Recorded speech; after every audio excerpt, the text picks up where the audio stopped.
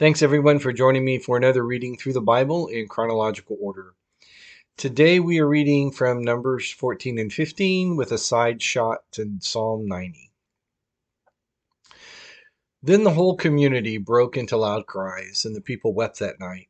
All the Israelites complained about Moses and Aaron, and the whole community told them, "If only we had died in the land of Egypt, or if we only had died in this wilderness. Why is the Lord bringing us into this land to die by the sword? Our wives and children will become plunder. Wouldn't it be better for us to go back to Egypt?" And so they said to one another, "Let us appoint a leader and go back to Egypt." Then Moses and Aaron fell face down in front of the whole assembly of the Israelite community. Joshua son of Nun and Caleb son of Jephunneh, who were among those who scouted out the land, tore their clothes and said to the entire Israelite community, "The land we passed through and explored is an extremely good land. If the Lord is pleased with us, he will bring us into this land, a land flowing with milk and honey, and give it to us. Only don't rebel against the Lord, and don't be afraid of the people of the land, for we will devour them. Their protection has been removed from them, and the Lord is with us. Don't be afraid of them." While the whole community threatened to stone them, the glory of the Lord appeared to all the Israelites at the tent of meeting.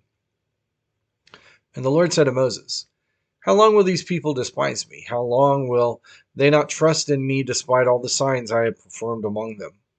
I will strike them with a plague and destroy them. Then I will make you into a greater and mightier nation than they are." But Moses replied to the Lord, "The Egyptians will hear about it, for by your strength you brought all these people from them. They will tell it to the inhabitants of this land. They have heard that you, Lord, are among those people, how you, Lord, are seen face to face, how your cloud stands over them, and how you go before them in a pillar of cloud by day and a pillar of fire by night. If you kill this people with a single blow, the nations that have heard of your fame will declare, 'Since the Lord wasn't able to bring this people into the land he swore to give them, he has slaughtered them in the wilderness.' So now may my Lord's power be magnified just as you have spoken. The Lord is slow to anger and abounding in faithful love, forgiving iniquity and rebellion. But he will not leave the guilty unpunished, bringing the consequences of the father's iniquity on the children to the third and fourth generation. Please pardon the iniquity of this people in keeping with the greatness of your faithful love, just as you have forgiven them from Egypt until now." And the Lord responded, "I have pardoned them as you requested. Yet as I live and as the whole earth is filled with the Lord's glory, none of the men who have seen my glory and the signs I performed in Egypt and in the wilderness, and have tested me these 10 times and did not obey me, will ever see the land I swore to give their ancestors. None of those who have despised me will see it. But since my servant Caleb has a different spirit and has remained loyal to me, I will bring him into the land where he has gone, and his descendants will inherit it. Since the Amalekites and Canaanites are living in the lowlands, turn back tomorrow and head for the wilderness in the direction of the Red Sea." Then the Lord spoke to Moses and Aaron, "How long must I endure this evil community that keeps complaining about me? I have heard the Israelites' complaints that they make against me. Tell them, as I live, this is the Lord's declaration, I will do to you exactly as I heard you say. Your corpses will fall in this wilderness, all of you who were registered in the census, the entire number of you 20 years old or more, because you have complained about me. I swear that none of you will enter the land I promised to settle you in, except Caleb son of Jephunneh, Jephunneh and Joshua son of Nun. I will bring your children, whom you said would become plunder, into the land you rejected, and they will enjoy it. But as for you, your corpses will fall in this wilderness. Your children will be shepherds in the wilderness for 40 years and bear the penalty for your acts of unfaithfulness, until all your corpses lie scattered in the wilderness. You will bear the consequences of your iniquities 40 years based on the number of the 40 days that you've scouted the land, a year for each day. You will know my displeasure. I, the Lord, have spoken. I swear that I will do this to the entire evil community that has conspired against me, and they will come to an end in the wilderness, and there they will die." So the men Moses sent to scout out the land, and who returned and incited the entire community to complain about God by spreading a negative report about the land. These men who spread the negative report about the land were struck down by the Lord. Only Joshua son of Nun and Caleb son of Jephunneh remained alive of those men who went to scout out the land. When Israel reported these words to all the Israelites, the people were overcome with grief. They got up early the next morning and went up the ridge of the hill country, saying, "Let's go to the place the Lord promised, for we were wrong." But Moses responded, "Why are you going against the Lord's command? It won't succeed. Don't go, because the Lord is not among you, and you will be defeated by your enemies. The Amalekites and Canaanites are right in front of you, and you will fall by the sword.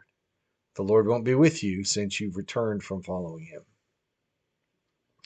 But they dared to go up the ridge of the hill country, even though the ark of the Lord's covenant and Moses did not leave the camp.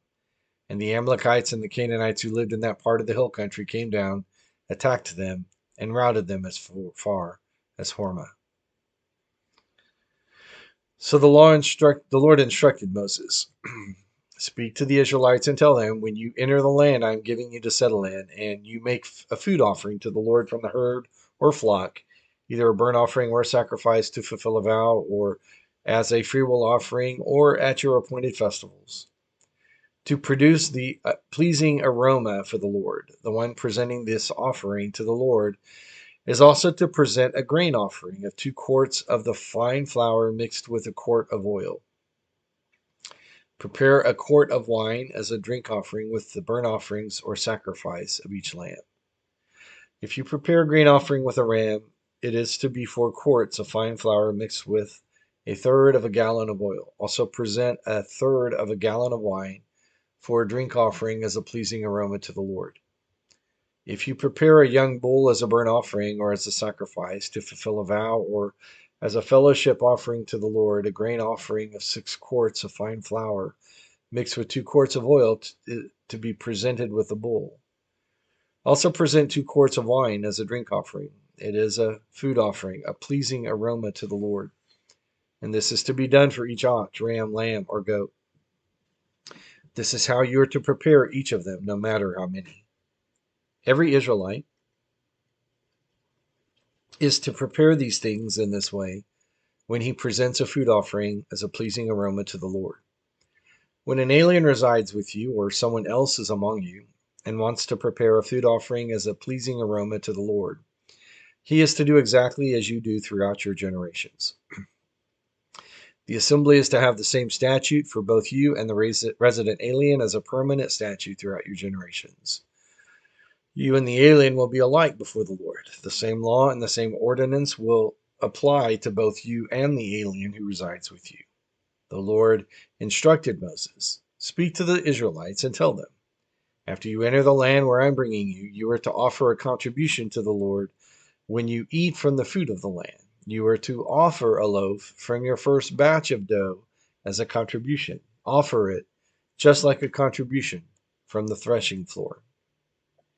And throughout your generations, you are to give the Lord a contribution from the first batch of your dough. When you sin unintentionally and do not obey all these commands that the Lord spoke to Moses, all that the Lord has commanded you through Moses, from the day the Lord issued the commands and onward throughout your generations. And if it was done unintentionally without the community's awareness, the entire community is to prepare 1 young bull for a burnt offering as a pleasing aroma to the Lord, with its grain offering and drink offering, according to the regulation, and 1 male goat as a sin offering. The priest will then make atonement for the entire Israelite community so that they may be forgiven, for the sin was unintentional. They are to bring their offering, a food offering to the Lord, and their sin offering before the Lord for their unintentional sin. And the entire Israelite community and the alien who resides among them will be forgiven, since it happened to all the people unintentionally. If one person sins unintentionally, he is to present a year-old female goat as a sin offering. The priest will then make atonement before the Lord on behalf of the person who acts in error, sinning unintentionally. And when he makes atonement for him, he will be forgiven. You are to have the same law for the person who acts in error, whether he is an Israelite or an alien who resides among you. But the person who acts defiantly, whether native or resident alien, blasphemes the Lord, that person is to be cut off from his people.